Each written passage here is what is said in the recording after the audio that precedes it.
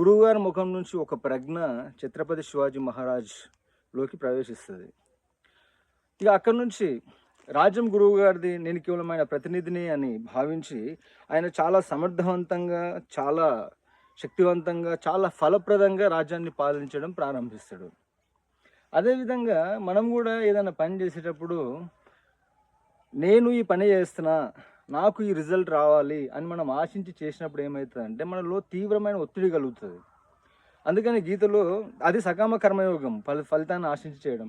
నిష్కామ కర్మయోగంలో నేను నిమిత్త మాత్రుడిని, ఈ పని చేయడం నా కర్తవ్యం, శక్తివంచన లేకుండా నేను ఈ పని చేస్తా, ఫలితం ఏదొచ్చినా సరే అది భగవతార్పితంగా నేను భావిస్తా, లేకపోతే భగవత్ ప్రసాదంగా స్వీకరిస్తా అని ఆ కర్మం చేయాలి. ఇప్పుడు monk who sold his Ferrari story చదివినాం మనం, రాబిన్ శర్మ. అది దానిలో వానికి ఏజ్ తక్కువ ఉంటుంది, ఆయన ఆడు ఆ టెన్షన్స్ తోటి, స్ట్రెస్ తోటి ఏజ్ బార్ అయిపోయినట్టు అయిపోతాడు. ఒకరోజు కోర్టు హాల్లోనే స్పృహ పడిపోతాడు. దాని గురించి తర్వాత మాట్లాడతా.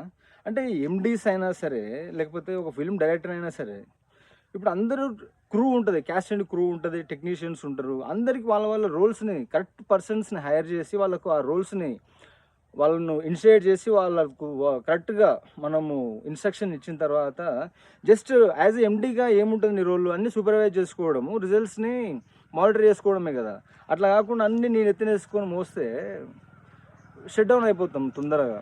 కాబట్టి ఏ పని చేసినా పరమాత్మ పైన విశ్వాసం ఉంచి ఈ సకల జగత్తుని, చరాచర విశ్వాన్ని నిర్వహిస్తున్న శక్తి నీ భారాన్ని కూడా మోయలేదా? కానీ నీ యొక్క ఇంటెలిజెన్స్ని, నీ యొక్క క్యాపబిలిటీని, నీ ఎఫిషియన్సీని పూర్తి స్థాయిలో ఉపయోగించి చేసిన తర్వాత అక్కడ సరెండర్ చేయాలి మళ్ళీ నేచర్కి.